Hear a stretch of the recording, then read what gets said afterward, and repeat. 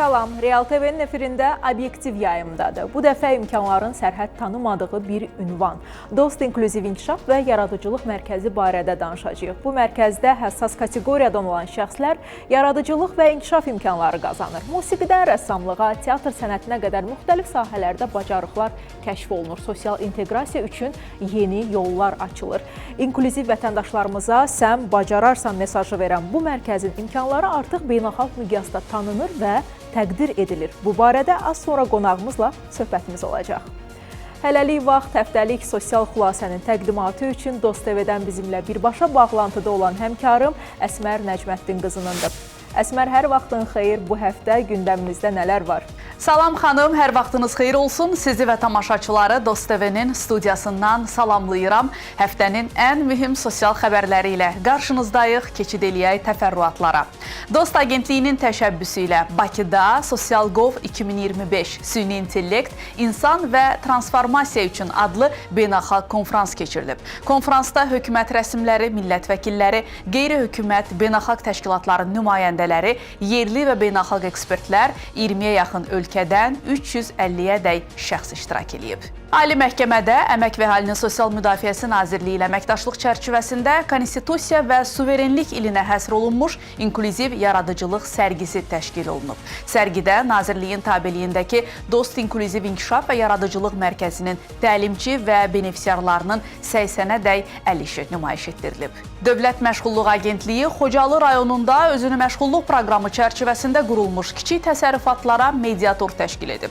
Qeyd olunub ki, Xocalıya köçürülmüş sakinlərdən artıq 130 nəfər özünü məşğulluq proqramı çərçivəsində kiçik ailə təsərrüfatlarını yaradıblar. Bu ilin yanvar-sentyabr aylarında Dövlət Sosial Müdafiə Fondu tərəfindən 502 min nəfərə sosial müavinət, 402 min nəfərə prezidentin aylıq təqaüdü ödənilib. Həmin dövrdə əhaliyə sosial müavinətlər üzrə 861 milyon manat, prezident təqaüdləri üzrə 551 milyon manat ödənilib. Sosial Xidmətlər Agentliyinin təşkilatçılığı ilə daha 30 Ukraynalı uşaq reabilitasiya xidmətləri ilə təmin edilmək üçün ölkəmizə gətirilib.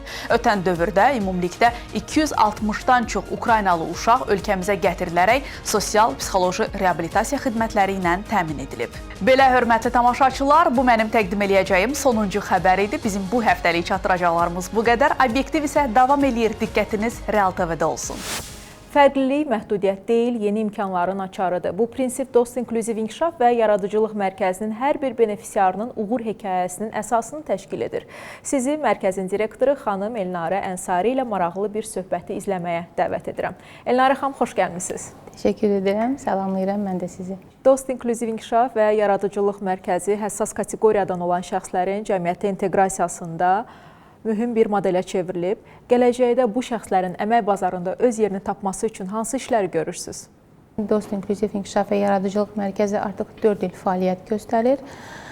Bu yaxınlarda 22 oktyabr tarixində biz öz 4 illiyimizi qeyd etdik və bildiyiniz kimi bizim mərkəz Mehriban xanım Əliyevanın təşəbbüsü ilə yaradılıb və bu 4 il ərzində artıq bizim mərkəzdə 800 nəfər həssas kateqoriyadan olan insanlar bizim yaradıcılıq təlimlərə cəlb olunublar. Biz həssas kateqoriyanı deyəndə kimləri nəzərdə tuturuq? Bu şəhid ailələrinin üzvləridir.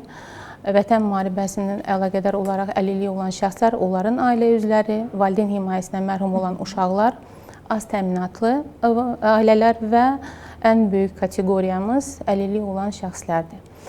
Və biz artıq bu illər ərzində biz onların cəmiyyətə inteqrasiyasını, sosial adaptasiyasını, bu istiqamətə tədbirləri mütəmadi olaraq görürük və bu tədbirlər nəticəsində biz artıq, mən bunu rəqəmlərlə deyə bilərəm, 20 artıq bizim benefisiarlarımız ali təhsil ocaqlarına, orta təhsil ocaqlarına və peşə məktəblərinə qəbul olunublar və öz təhsillərini davam etdirirlər.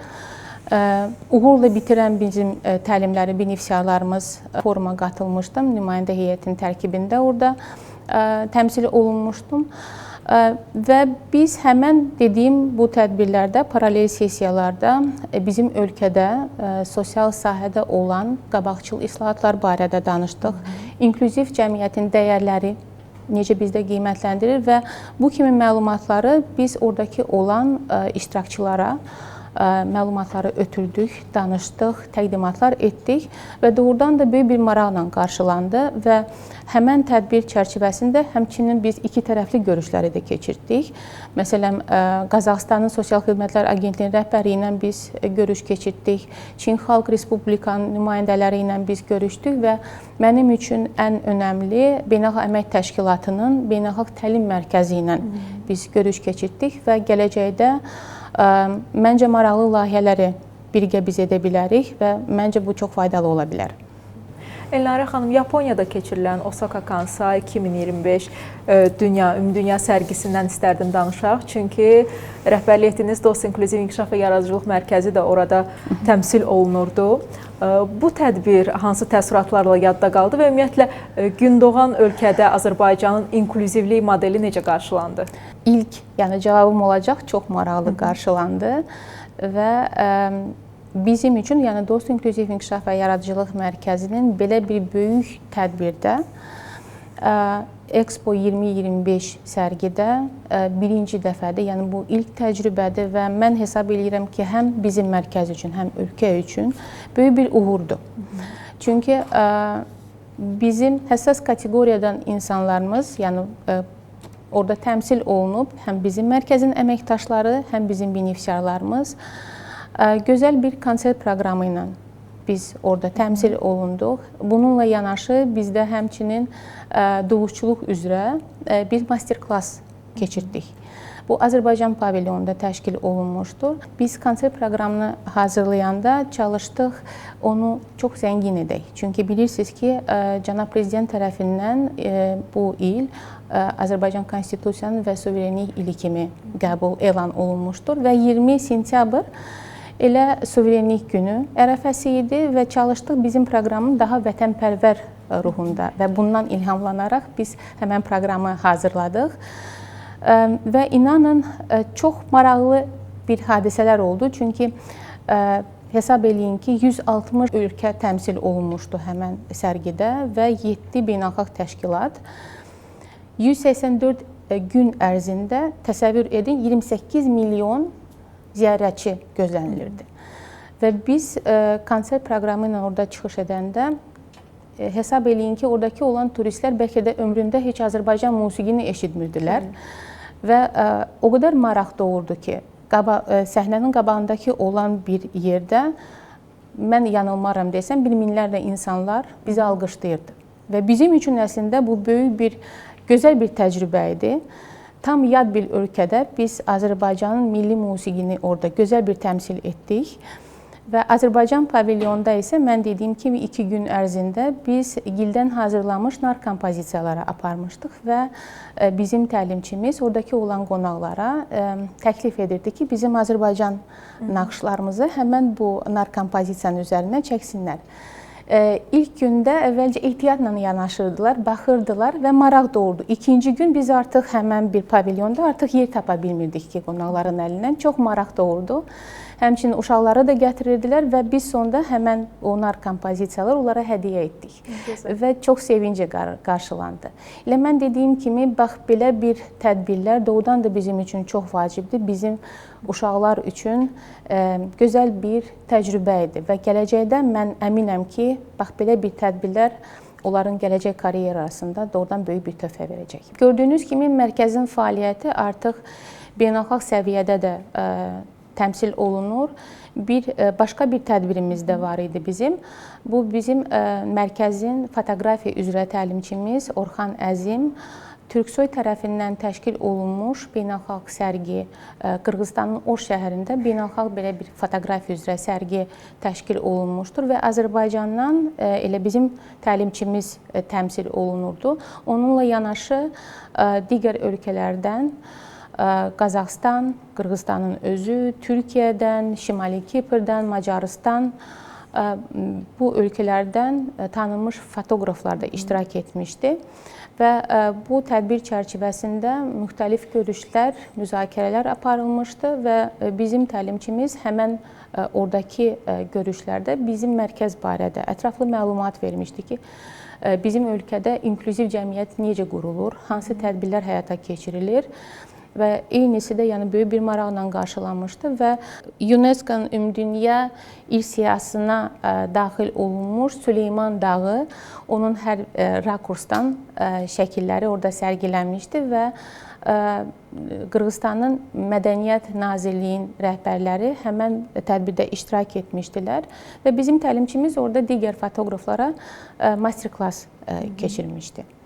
Bu da bizim bir nailiyyətimizdir. Yəni biz öz mərkəzimiz barədə artıq digər ölkələrdə də məlumat veririk. Nailiyyətlərinizin davamlı olmasını arzulayıram. Təşəkkür edirəm. Kifayət qədər geniş məlumat verdiniz Dost İnklüziv İnkişaf və Yaradıcılıq Mərkəzi haqqında. Bizi izləyən izləyicilər arasında mərkəzin benefisiarı olmaq istəyən şəxslər hara və necə müraciət etməlidirlər?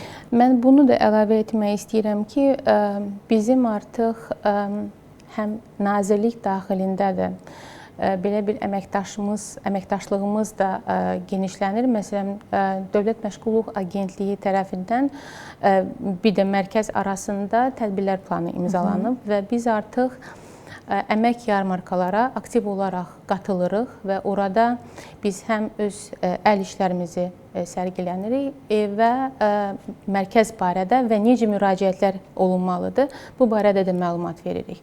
Elə söz gəlmişkən mən bizim izləyicilərə məlumat çatdırım. Həssas kateqoriyadan olan insanlar, mən sadaladığım kimi, bu şəhid ailələrinin özləridir, vətən müharibəsinə əlaqədar olan əlilliyi olan şəxslər, onların ailə üzvləri, valideyn himayəsinə mərhum olan uşaqlar, əlilliyi olan insanlar və az təminatlı olan ailələr bizə müraciət edə bilərlər.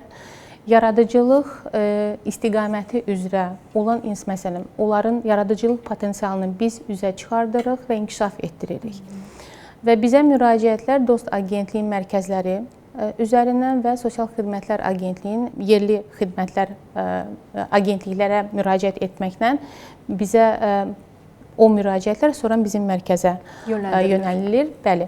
Və sənədlər, istənilən sənədlər artıq qaydasında olmalıdır və hər kəs bizim təlimlərdən yararlana bilər. Bu tam pulsuz göstərilən dövlət tərəfindən bir xidmətlərdir və hamını mən dəvət edirəm ki, gəlsinlər və yararlansınlar, çünki o onların haqqıdır. Söhbətimizin bu yerində kiçik bir fasiləmiz var. Dost İnklüziv İnkişaf və Yaradıcılıq Mərkəzinin istedadları artıq ölkəmizdə keçirilən tədbirlərdə uğurla çıxış edir. Beynəlxalq layihələrdə Azərbaycanı təmsil edirlər. Mərkəzin rəngarəng, çox maraqlı yaradıcılıq mühitini əks etdirən sujetimiz olacaq. Bu istedadlı insanların qarşıdakı konsertlərə hazırlıq həyəcanını, məşq prosesinin arxasındakı şirin zəhməti və onların seçdikləri incəsənət sahələrində necə əzmlə çalışdıqlarını izləyək. Bakı Caz Festivalının açılışında Dost İnklüziv İnkişaf və Yaradıcılıq Mərkəzinin sənətçiləri çıxış ediblər. Mərkəzdə çalışan əməkdar artist Emil Əfrasiyabın sözlərinə görə benefisiarların tanınmış simalarla belə mötəbər festivalda səhnəni bölüşməsi unikal yaradıcılıq atmosferinin təntənəsinə çevrilib. Dost İnklüziv İnkişaf və Yaradıcılıq Mərkəzində daimi iş, proyekt üzərində qurulur. Həm buradakı olan benefisiarlar fəaliyyətdədirlər, təzə benefisiarlar gəlir, həm sosial psixoloji dəstək olaraq, eyni zamanda hansısa layihələr əsasında və proyektlərin əsasında proses gedir ki, bu qurulur.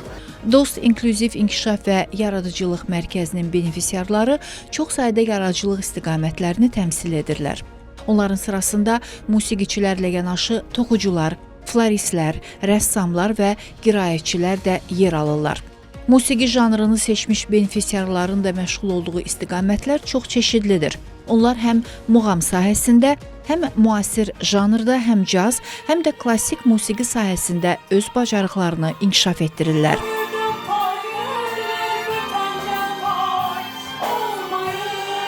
Mərkəzin İnklüziv Kamera Orkestrinin bədii rəhbəri və dirijoru Mustafa Mehmandarovun sözlərinə görə, hazırda mərkəzin yaradıcılıq qrupları 44 günlük vətən müharibəsində qələbənin 5 illiyini qeyd etməyə hazırlaşırlar. Mən çox şadam ki, biz də bu, belə deyək, Zəfər bayramının bir parçası olacağıq və ən önəmli mənim üçün burada bizim benefisiarların, belə deyək, sırf peşəkar musiqiçilərlə birgə bir səhnədə çıxış etməsidir və heç də asan olmayan əsərlər, yəni çox ciddi proqramla biz çıxış edirik. Bu çıxışlar həmçinin Dost İnklüziv İnkişaf və Yaradıcılıq Mərkəzində keçirilən məşqlər benefisiarların seçdikləri yaradıcılıq yolunda irəliləməsinə böyük dəstək verir. Müğənni Səbinə Əsgərova bildirir ki, mərkəzin xətti ilə Yaponiyada etdiyi çıxışlar onun üçün xüsusilə yadda qalan olub. Yaponiyada mən deməli iştirak etdim.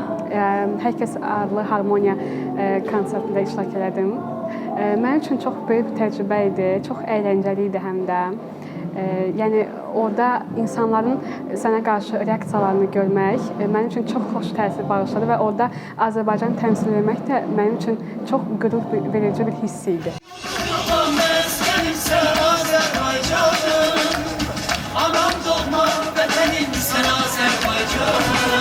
Benefisiarlar deyir ki, Dost İnklüziv İnkişaf və Yaradıcılıq Mərkəzi onların həm sosial həyatı, həm də yaradıcılıqları üçün çox mötəbər bir mərhələdir.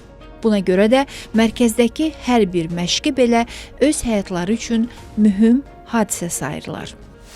Həssas əhali qruplarına olan şəxslərin yaradıcılığının daha da dəyərləndirilməsi üçün gələcək planlarınız, hədəfləriniz nədən ibarətdir?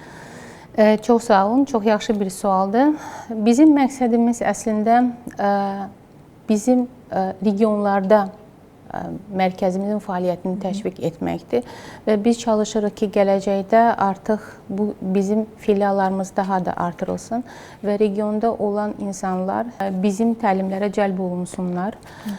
Onların əlbəttə ki, gələcəkdə bizim təlimlərdən artıq uğurla bitirən benefisiarlarımızı özünə məşğulluq proqramlara cəlb etmək, maksimal dərəcədə həyata keçirilən tədbirlər və onların cəmiyyətə inteqrasiya olması istiqamətində daha aktiv olmaq. Çünki bu ən vacib məncə bizim bir hədəfimizdir. Bizim mərkəzdə həmçinin də bu kateqoriyada sosial-pedaqoji və psixoloji dəstək də göstərilir. Və bu çox vacibdir. Çünki gələcək proseslərdə olan adaptasiyası bu çox vacibdir və biz onlara bu sahədə dəstək oluruq. Təşəkkür edirəm Elnarə xanım, gəldiniz və ətraflı məlumat verdiniz. Mən təşəkkür edirəm. Fəaliyyətinizdə uğurlar arzuluyuram. Sağ olun. Və ümid edirəm ki, benefisiarlarınızla beynəlxalq arenada qazandığınız uğurlar da davamlı olacaq. Amin. Təşəkkür edirəm. Çox sağ olun. Bəli, Obyektiv bu dəfə yaradıcılığın və fürsətlərin sərhədsiz dünyası Dost İnklüziv İnkişaf və Yaradıcılıq Mərkəzinə işıq saldı. Bizi izlədiyiniz üçün təşəkkür edirik. Realda qalın.